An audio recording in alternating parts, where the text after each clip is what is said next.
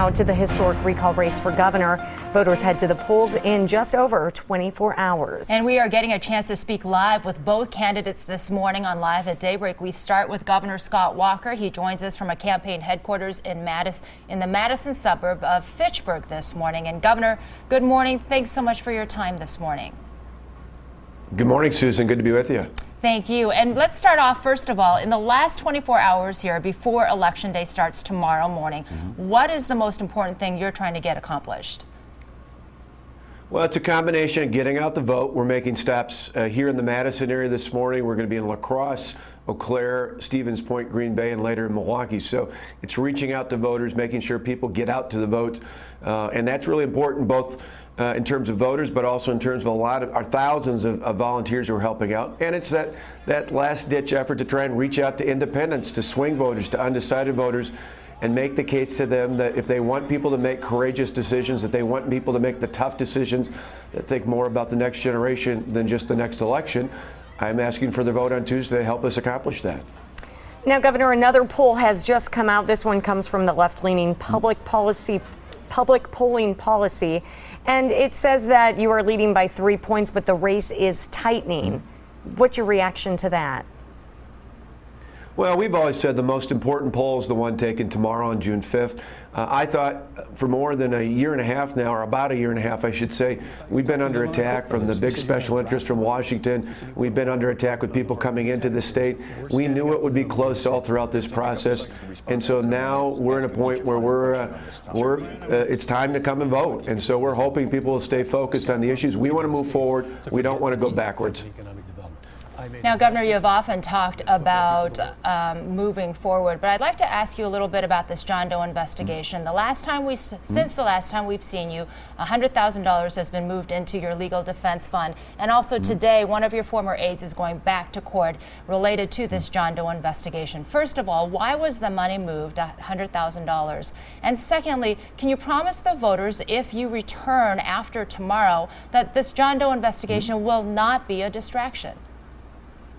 Well, absolutely. This has been 2 years, and we haven't allowed it to be a distraction. The person you're talking about today was involved in a very issue that we raised almost 2 years or more than 2 years ago now, because we had concerns about a veterans organization. We were the ones that initiated it. We were unable to get information about that. It's the same frustration that that office had and why this very action was begun. So I think the more that voters look at it time and time again as the facts come out, they see we had a strong policy against using public resources for political purposes. They see that I've had a high level of integrity, and they see of late the attacks that have come from our opponents are really just a huge distraction from getting away from talking about what this recall was in the first place, which was talking about our reforms, which are working, $1 billion worth of savings, property taxes down, state budget surplus, and more than 30,000 new jobs. And they really don't want to defend that and talk about how our record of accomplishment is working. And they certainly don't want to talk about the mayor's record, where unemployment's up 26% and taxes and fees are up 43%. That's what people want to hear about. They want to know about defend your record and then talk about how you're going to move the state forward. We've got a plan to move Wisconsin forward with more jobs and more opportunity for our kids. Governor, in these next 24 hours, you are going to be crisscrossing the state trying to get every vote you can. Your biggest critics, besides Tom Barrett, are public workers, specifically teachers. Any message you have for them while you're trying to get out the vote from anyone you can? Well, actually, when I was at dairy breakfast yesterday morning in Brown County and in Marathon County, one of the most frequent people that came up to me were teachers and principals, retirees, and others who'd worked in the school systems and local governments around the state. School board members, one in De Pere, came up to me and gave me a hug and said, finally, you've given us the ability to manage our budgets, to put more resources where we want them in the classroom, and to reward great teachers. And I think as the facts have more clearly been defined, you see that in the end, some of the biggest winners are people who care about public education, who want the best and the brightest in our classrooms, and that can pay them there, and that's exactly what we're doing.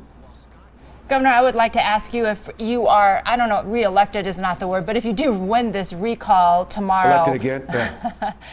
If you do win this recall tomorrow, you have said in the past that you do regret how this whole collective bargaining issue came about. You would have been, perhaps talked about it more, had more of a consensus. Would you do that in the future, or can we expect the same type of, I'm making tough decisions, and tough decisions are not easy to make?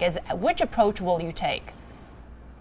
Well, I think you got to have both together. I went out and fixed it, then I talked about it. Most politicians talk about it and never fix it. I think if I'd spent more time talking about it last January and February, if I told people that, hey, you know, before our reforms, most school districts had to buy their health insurance from just one company, and that cost them tens of millions of dollars more than they had to, I think people would have said, fix it. If I would have said here nearby in Madison, overtime abuse because of collective bargaining led to a bus driver in Madison making $150,000 a year, I think most people would have said, fix it.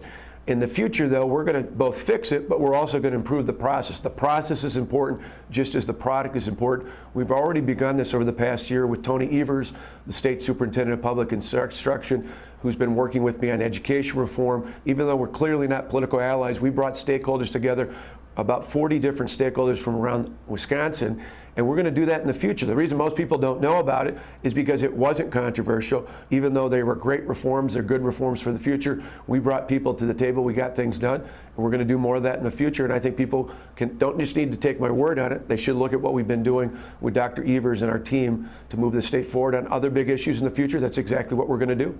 I hear you're losing your voice. Are you expecting to win? I am indeed. Are you expecting to win tomorrow? Well, you know, I'm running to do that. I'm working hard. I think the response out there has been overwhelming. Some of the best things I've heard over the weekend were people telling me they voted for my opponent 2 years ago, but they're voting for me because they respect the fact that we took on the tough issues. We didn't do it for political purposes. We did it really for my kids and their kids and every other kid and grandkid in the state. And so we're going to work hard, but I'm not letting up until 8 o'clock tomorrow night. There's a lot of voters to get to. There's a lot of people to get the message out to. And I think our secret weapon's the truth. If we get the truth out, if we tell the story about how our reforms are working, if we remind people about how those reforms, after years of losing jobs, have seen us gain jobs, 30,000 new jobs since I've taken office, I think in the end, if we get that message out, we'll ultimately win. If somehow the attacks overwhelm the truth, if even in the last 48 hours, we've seen some of the most obnoxious, outrageous attacks I think we've ever seen in the state, and probably some of the most obnoxious attacks in the country, which are clearly not true.